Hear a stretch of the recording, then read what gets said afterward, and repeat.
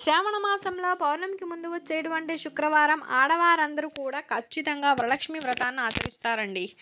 మనకి అష్టలక్ష్ములు ఉన్నప్పటికీ కూడా వేదంలో మాత్రం 6 లక్ష్ములు చెప్పారు. ఈ 6 లక్ష్ముల్లో 5 లక్ష్మీ స్వరూపాలు ఇవ్వగా మిగిలిన వాటన్నింటినీ కూడా ఒక్కసారి మనకిచ్చే తల్లి వరలక్ష్మీదేవి.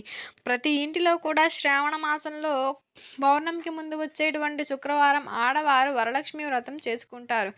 అయితే వరలక్ష్మి వ్రతం చేసుకునేటప్పుడు ఆడవాళ్ళు కొన్ని నియమాలు గనక పాటించినట్లయితే వరలక్ష్మి దేవత సంపూర్ణ అనుగ్రహం కలుగుతుందండి. మీ కోరిక ఏదైనా సరే అతి తక్కువ కాలంలో త్వరగా తీరుతుంది. అన్ని రకాల సంపదలు వరలక్ష్మీదేవి త్వరగా అనుగ్రహిస్తుంది. ఆ నియమాలలో మొట్టమొదటిది ఏమిటండి అంటే, వరలక్ష్మి వ్రతం చేసుకునేటువంటి ఆడవారు వరలక్ష్మి పూజలో వరలక్ష్మి అమ్మవారికి 2 వైపులా 2 ఏనుగు బొమ్మలు పెట్టాలి. చిన్న చిన్న ఏనుగు బొమ్మలన్నీ మనకి లభిస్తాయి. ఆ 2 ఏనుగు బొమ్మలు వరలక్ష్మి వ్రతంలో పెట్టాలి. ఎందుకంటే శ్రీ సూక్తంలో లక్ష్మీదేవిని హస్తినాథ ప్రమోదిని అంటారు. ఏనుగులు ఉంటే అంటే లక్ష్మీదేవికి చాలా ఇష్టం. ఏనుగు బొమ్మలు పెడితే అమ్మవారికి చాలా ప్రీతి. వరలక్ష్మీదేవికి వరి పిండి అంటే కూడా చాలా ఇష్టమండి. అందుకని పూజ చేసేటువంటి ఆడవాళ్ళు ఖచ్చితంగా ఆ పూజా మందిరంలో పూజాపీఠం మీద బియ్యపు పిండితో పద్మం ముగ్గును వేయాలి. అలానే వరలక్ష్మీదేవికి గంధం అంటే చాలా ప్రీతి. అందువల్ల వరలక్ష్మీదేవికి పూజ చేసేటువంటి వారు ఖచ్చితంగా గంధం బొట్లు అలంకరించాలి. వరలక్ష్మీదేవి ఆవు పాలలో ఉంటుందండి, తేనెలో ఉంటుంది, కొబ్బరి నీటిలో ఉంటుంది, శంఖ జలాలలో ఉంటుంది. ఇవన్నీ కూడా వరలక్ష్మీదేవికి చాలా ఇష్టం. అందువల్ల వరలక్ష్మీదేవి పూజలో వరలక్ష్మీదేవికి ఆవు పాల నైవేద్యం కంపల్సరీ పెట్టాలి, తేనె పెట్టాలి. అదేవిధంగా శంఖ జలాలు లక్ష్మీదేవి పూజలో పెట్టాలి. కొబ్బరి నీళ్ళు ఉంచాలి. కొబ్బరికాయ ముక్కలు ఖచ్చితంగా నైవేద్యం పెట్టాలి. దొరికితే చెరకు రసాన్ని కూడా నైవేద్యం పెట్టాలి. అలానే లక్ష్మీదేవికి పూర్ణాలంటే చాలా ప్రీతి. వరలక్ష్మీదేవికి పూర్ణాలు చాలా ప్రీతిపాత్రం కాబట్టి పూర్ణాలు కంపల్సరిగా పెట్టాలి. అప్పుడు వరలక్ష్మీదేవి మనల్ని త్వరగా అనుగ్రహిస్తుంది. అలానే వరలక్ష్మి వ్రతం చేసుకునే ఆడవారు తోరం కట్టుకుంటారు. ఈ 9 దారపు పోగులు 9 చోట్ల ముడులు వేసి తోరం తయారు చేసుకుని ఆ తోరం కడతారు. వరలక్ష్మి వ్రతం చేసేటువంటి ఆడవారు తోరం కట్టుకునేటప్పుడు ఒక శ్లోకాన్ని చదివితే వరలక్ష్మీదేవి ఎంతగానో ఆనందిస్తుంది, వెంటనే మిమ్మల్ని అనుగ్రహిస్తుంది. అందరూ తోరం కట్టుకుని వ్రతం చేస్తారు, కానీ తోరం కట్టేటప్పుడు శ్లోకం చదువుకోరు. ఆ శ్లోకం చదువుకుంటూ ఆడవారు తోరం కట్టుకుని వరలక్ష్మి వ్రతం చేస్తే వెంటనే అమ్మవారు అనుగ్రహిస్తుంది. ఆ శ్లోకం ఏమిటండి అంటే, దగ్నాని దక్షిణ హస్తే నవసూత్రం శుభప్రదం పుత్ర పౌత్రాభివృద్ధించ ఆయుష్యం దేహి మే రమే. ఇది శ్లోకం అండి. ఈ శ్లోకంలో అర్థం ఏమిటండి అంటే, బద్నామి దక్షిణే హస్తే నవసూత్రం శుభప్రదం. 9 దారపు పోగులతో 9 చోట్ల ముడులు ఉన్నటువంటి ఈ తూరాన్ని నా కుడి చేతికి కట్టుకుంటున్నాను. పుత్ర పౌత్రాభివృద్ధించ, పుత్ర పౌత్రులు వృద్ధి కావాలి, నా వంశం పెరగాలి. ఆయుష్ మేం దేహి మే రమ, ఆయుర్దాయం కలగాలి, రమే లక్ష్మీదేవి ధనలాభం కలగాలి అని ప్రార్థించడమే ఈ శ్లోకంలోని అర్థం. అందువల్ల ఆడవారు వరలక్ష్మి వ్రతం చేసుకునేటప్పుడు ఖచ్చితంగా తోరం కడితే బద్నామి దక్షిణ హస్తే నవసూత్రం శుభప్రదం పుత్ర పౌత్రాభివృద్ధించ ఆయుష్యం దేహి మే రమే. ఈ శ్లోకం చదువుకుంటూ తోరం కట్టుకోండి, అమ్మవారు వెంటనే అనుగ్రహిస్తుంది. అదేవిధంగా వరలక్ష్మి వ్రతం చేసుకునేటువంటి ఆడవాళ్ళ వారందరూ ముత్తైదువుని పిలిచి వాయనమిస్తారు. అంటే పసుపు, కుంకుమ, పువ్వులు, రవిక వస్త్రాలు అన్నీ ఇచ్చి వాయనమిస్తారు. పూర్ణం బూరులు కూడా వాయనమిస్తారు. వాయనం ఇచ్చేటప్పుడు కూడా వాయనం ఇచ్చేటువంటి వారు, వాయనం పుచ్చుకుంటున్నవారు ఒక శ్లోకం చదువుకోవాలి. ఆ ఇంటిలో అందరికీ వరలక్ష్మి పరిపూర్ణానుగ్రహం కలుగుతుంది. ఆ శ్లోకం ఏమిటండి అంటే, ఇందిరా ప్రతిగృహ్ణాతు ఇందిరా వై దదావిచ ఇందిరా తారికావాభ్యాం ఇందిరాయే నమో నమః. ఇది శ్లోకం. ఇందిర అంటే వరలక్ష్మి, ఇందిరా ప్రతిగృహ్ణమాతు ఇందిరా వై దదాతి చ అంటే వాయనమిచ్చేటువంటి నేను వరలక్ష్మి స్వరూపాన్ని, వాయనం పుచ్చుకుంటున్న నువ్వు కూడా వరలక్ష్మి స్వరూపానివి. ఇంద్రిగా తారికావాహ ఇందిరాయే నమో నమః. వాయనమిస్తున్నటువంటి నన్ను, వాయనం తీసుకుంటున్నటువంటి నిన్ను వరలక్ష్మీదేవి అనుగ్రహించి సర్వ సంపదలను ఇవ్వాలి అని చెప్పడమే ఈ శ్లోకంలో అర్థం. వాయనమిచ్చేటువంటి వారు, వాయనం పుచ్చుకునేటువంటి వారు ఇందిరి ప్రతిగృహ్ణాతు ఇందిరా వై దదామి చ ఇందిరా తారికాభ్యాం ఇందిరాయే నమో నమః. ఈ శ్లోకం ఖచ్చితంగా చదువుకోండి.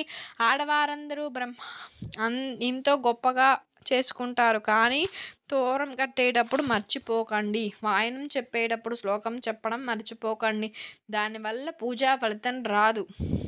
మీకు సంపూర్ణ పూజా ఫలితం కలగాలి అంటే, వరలక్ష్మీదేవి వెంటనే అనుగ్రహించాలి అంటే, తోరణం కట్టేటప్పుడు, వాయనం ఇచ్చేటప్పుడు శ్లోకాలు చదవండి. ఏనుగు బొమ్మలు పెట్టి వరలక్ష్మి వ్రతం చేయండి. పరిపూర్ణంగా 100% వెంటనే వరలక్ష్మి అనుగ్రహానికి పాత్రలు కండి. కొబ్బరికాయను ఉపయోగించి ఆర్థికపరమైన సమస్యలు, అప్పుల బాధలు, మొండి బకాయిల సమస్యలు వీటన్నిటిని ఎలా కలిగింపచేసుకోవాలో మనం ఈ వీడియోలో తెలుసుకుందాం. పరిహార శాస్త్రంలో కొబ్బరికాయ పరిహారాలకు విశేష ప్రాధాన్యత ఉంది. కొబ్బరికాయ అంటే సాక్షాత్తు అది పరమేశ్వర స్వరూపం. కొబ్బరికాయ పరిహారాలు పాటిస్తే శివానుగ్రహం వల్ల ధనపరమైన సమస్యల నుంచి త్వరగా బయటపడవచ్చు. ఎప్పుడైనా సరే శనివారం రోజు ఒక కొబ్బరికాయ తీసుకొని ఇంటిలో పూజ చేసుకున్న తర్వాత కొబ్బరికాయ కొట్టాలి. కొబ్బరికాయ కొట్టినాక ఆ 2 కొబ్బరి చిప్పలు కూడా తీసుకుని ఆ 2 కొబ్బరి చిప్పలలో కొద్దిగా తేనె, కొన్ని తెల్ల నువ్వులు, కొద్దిగా పంచదార, కొద్దిగా గోధుమ పిండి ఉంచి ఆ 2 కొబ్బరి చిప్పలు కూడా 2 చేతుల్లో పట్టుకొని మీకున్న అప్పుల బాధలు, మొండి బకాయిల సమస్యలు, వృధా ఖర్చులు ఇవన్నీ కూడా తగ్గిపోవాలని మనసులో ఇష్టదైవాన్ని ప్రార్థించుకోండి. 2 చిప్పల్లో ఒక్కొక్క చిప్పలో కూడా తేనె, గోధుమ పిండి, తెల్ల నువ్వులు, పంచదార ఉంచాలండి. ఆ విధంగా ఉంచి 2 కొబ్బరి చిప్పలు చేతిలో పట్టుకొని మీకున్న ఆర్థిక పరమైన సమస్యలు చెప్పుకొని అవన్నీ తొలగిపోవాలని చెప్పుకొని ఆ తర్వాత ఎవరూ లేని నిర్జల ప్రదేశానికి వెళ్ళి అక్కడ మట్టి తీసి ఆ మట్టిలో ఈ 2 కొబ్బరి చిప్పలు ఉంచి మట్టి కప్పేయాలి. శనివారం రోజు ఇలా చేయాలి. 7 శనివారాలు కొబ్బరి చిప్పలకు సంబంధించిన ఈ పరిహారాలు పాటిస్తే 7 శనివారాలు పూర్తయ్యేసరికి మొండి బకాయిల సమస్యలు కూడా తీరిపోతాయండి.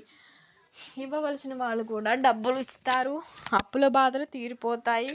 వృధా ఖర్చులు తగ్గుతాయి. అనేక మార్గాలలో ధనాదాయం కలుగుతుంది. ఎప్పుడైనా సరే ఆర్థికంగా డబ్బులు కలిసి రాకపోతే, ఇబ్బందులు ఎదుర్కొంటుంటే ఆదివారం రోజు 4 కొబ్బరికాయలకు సంబంధించిన శక్తివంతమైనటువంటి పరిహారాన్ని పాటించండి. ఆ పరిహారం ఏమిటంటే, ఆదివారం రోజు 4 పీచుతో ఉన్న కొబ్బరికాయలు తీసుకోవాలి. కొబ్బరికాయలకు పీచు తీయకూడదు. పీచుతో ఉన్న కొబ్బరికాయ తీయేసుకోవాలి. ఆ తర్వాత సింధూరం తీసుకుని సింధూరంలో కొద్దిగా నువ్వుల నూనెను పోసి దానికి 4 కొబ్బరికాయలకి పూయాలి. పూర్తిగా ఖాళీ అనేది లేకుండా 4 కొబ్బరికాయలకి సింధూరం పూయాలి. ఆ తరువాత ఈ 4 కొబ్బరికాయలు తీసుకుని ఎక్కడైనా సరే పారే నీటి దగ్గర పెట్టి ఓం కుంభిని స్వాహ అనేటువంటి మంత్రాన్ని చదువుకోవాలండి. ఈ 4 కొబ్బరికాయలు పారే నీటిలో వేయాలి. ఏదైనా నది కానీ, చెరువు కానీ ఏదైనా సరే పారే నీటిలో విడిచిపెట్టాలి. అలా విడిచిపెడితే మీకు ఆర్థికంగా ఎదురయ్యేటువంటి సమస్యల వల్ల కలిగేటువంటి అశాంతి కూడా తొలగిపోతుంది. ఆర్థికంగా బాగా కలిసి వస్తుంది. శ్రమకు తగిన ఫలితం లభిస్తుంది. చాలని సంపాదన సమస్యల నుంచి బయటపడతారు. త్వరగా అనేక మార్గాలలో ధనయోగం కలుగుతుందని చెప్పబడుతుంది. అందువలన అన్ని రకాల ధనపరమైన సమస్యలు తొలగించుకోవాలి అంటే శనివారం రోజున, ఆదివారం రోజున ఈ కొబ్బరికాయ పరిహారాలు చేయండి. మంచి ఫలితం కలుగుతుంది. ఎప్పుడైనా కొబ్బరికాయ కట్టినప్పుడు కొబ్బరికాయ సమంగా పడిగితే మీ మనసులోని కోరిక త్వరగా వెంటనే నెరవేరుతుంది. కొబ్బరికాయ కొట్టినప్పుడు పువ్వొస్తే సంతానం లేని వారికి సంతానం త్వరగా కలుగుతుంది. కొబ్బరికాయ కొట్టినప్పుడు రకరకాలుగా పగిలితే మనస్సు ఆందోళనతో ఉన్నట్లు అర్థం చేసుకోవాలి. అదేవిధంగా కొబ్బరికాయ కొట్టినప్పుడు కుళ్ళితే ఎలాంటి దోషం లేదు. వెంటనే ఇంకొక కొబ్బరికాయ కొట్టొచ్చు. బండికి కానీ కొబ్బరికాయ కొట్టినప్పుడు కుళ్ళిపోతే బండికి, కారుకి ఉన్నటువంటి దిష్టి మొత్తం తొలగిపోతుందండి. ఇదా కొబ్బరికాయకి సంబంధించినటువంటి పరిహారాలను పాటించండి. అలానే పిల్లలకి కానీ, పెద్దవారికి కానీ దిష్టి మొత్తం తొలగాలి అంటే 11 ఆదివారాలు, 3 పౌర్ణములు, అమావాస్యలు కొబ్బరికాయతో 7 సార్లు దిష్టి తీసుకోవాలి. 11 ఈ విధంగా గనక చేస్తే clock wise, anti clock wise దిష్టి తీసుకుని కొట్టేసినట్లయితే మీకు ఎలాంటి నరపీడ, దిష్టి కూడా తొలగిపోతాయి. ఎదుటివారి ఏడుపులు పంచయ్యు ధనపరంగా బాగా కలిసొస్తుందండి. అందువలన ఈ పరిహారాలు పాటించి విశేష ఫలితాలను, లాభాలను పొందండి. మీకు కనుక ఈ వీడియో నచ్చినట్లయితే లైక్ చేయండి, షేర్ చేయండి, సబ్స్క్రైబ్ చేయటం మర్చిపోకండి. అండ్ అందరూ మీరు తెలుసుకున్నారు కదండి, వరలక్ష్మి వ్రతం చేసేటప్పుడు మనం ఏ నియమాలను పాటించాలి అమ్మవారి సంపూర్ణ అనుగ్రహం కలగడానికి అని. నచ్చిందనే అనుకుంటున్నానండి. నచ్చితే ఒక లైక్ చేయండి. Thank you for watching. Thanks.